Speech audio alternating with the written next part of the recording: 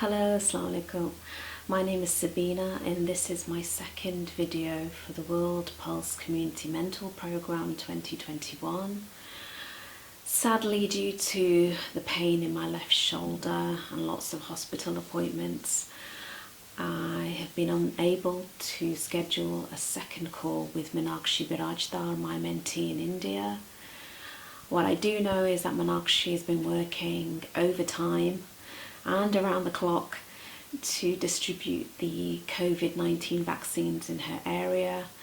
I pray and I wish her all the best with all her initiatives, her organisation and her work, and I would love to keep in contact with her to support her any way I can. Health prevailing. Thank you so much for watching and love, peace and blessings to everyone. Take care. Wa alaikum assalam.